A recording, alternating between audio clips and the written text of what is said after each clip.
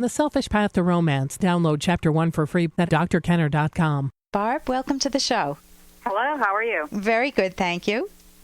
Your question is? I'm not exactly sure what my question is. I've been married for 35 years, and my husband's recently decided that he likes to be in bars flirting with women. And, I think it's the whole midlife crisis thing. And he's just recently, this past week, said he thinks that maybe our marriage is over and he wants to move on. Now, I know you can't do anything to make anybody else do anything, but I'm just wondering, from my standpoint, is there anything that I do that would help him maybe think about what he's doing? Or I don't know what you're up against. Do you know if he's attracted to another woman?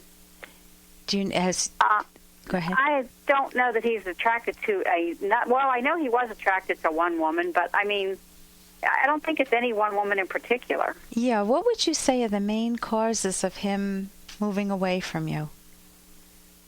I don't know. I think he resents being married for 35 years. He says that I've controlled everything for 35 years, but he's the type of person that when you ask him, where do you want to go eat? He's like, I don't know, wherever you want. Okay, so he's been real passive in the relationship. He hasn't been a go-getter or a self-starter. No, he has not.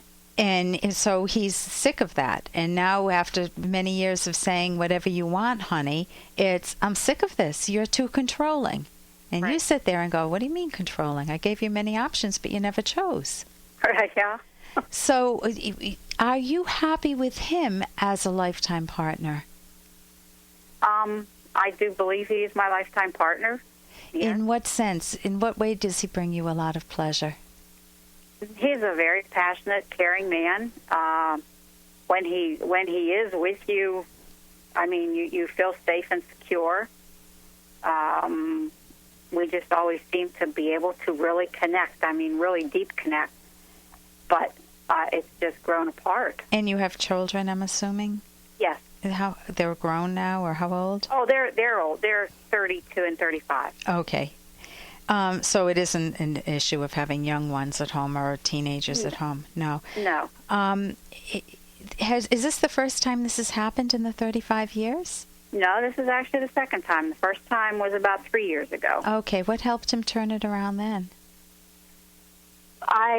We started going to counseling, and then he said that counseling didn't help him, and he just made up his mind that this was what he wanted, and he told me at that time he needed some space to decide between me and her, and it took like a month, and actually went away to go to school for something, and came back, and at the end of that month he said he decided, and he decided that he did want to be with me, that it was going to be a decision that he made and he would stick with for the rest of his life. And, he talked to everybody and he knew that was what he wanted. That was what the right thing to do was. Okay. With him, I might say to him in your situation something like, hey, I got to interrupt this because we've got to pay some bills. 30 seconds, that's it. A very quick ad, and then Ellen will be back. Romance. I wish I knew more about what girls want from a relationship. Boy, I wish I knew more about what I want. Where's that ad I saw? Here it is. The Selfish Path to Romance, a serious romance guidebook. Download Chapter 1 for free at selfishromance.com and buy it at amazon.com. The Selfish Path to Romance. That is interesting. Okay. With him, I might say to him in your situation something like, what would you want to change in our relationship that would be enticing, that would make you want to stay together rather than separate? What do you think he might answer? I think he would answer that I honestly think that he would answer that there's nothing we can change that would save it. So you're saying at this point, I'm assuming that you're him now if we stay in role play. Okay. You're saying, honey, at this point that there's nothing that makes you want to stay together in this relationship. You're pretty certain you'd be happier outside the relationship? I think the only thing he would stay with the relationship is for the family and the kids and the grandchildren. Okay, so that would be your motivation then. if he's saying that it's the grandchildren, the family, the holidays, and the rest, then you could say to him, what else could we strengthen to make those values still important to you? Not still important, but to make it so that you could preserve those values.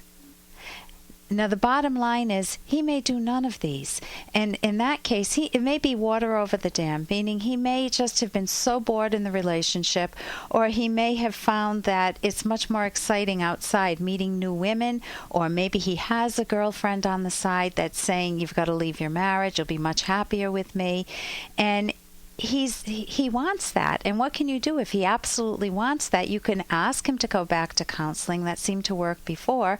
But if he says, no, we tried that, it didn't work, he may want out. And then at that point, what do you need to do for yourself?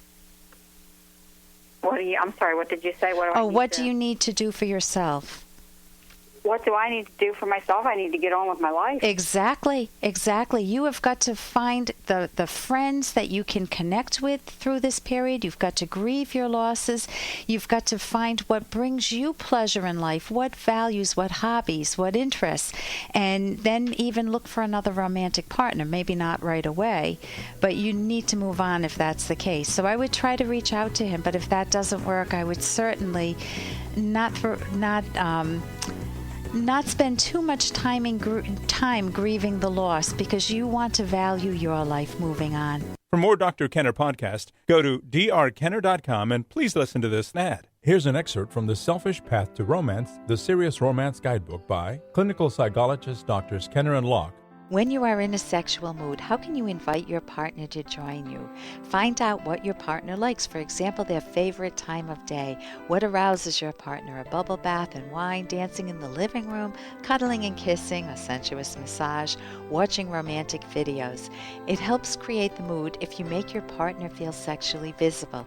Tell your loved one what you like about him or her sexually, including physical attributes you adore and the physical movements you enjoy.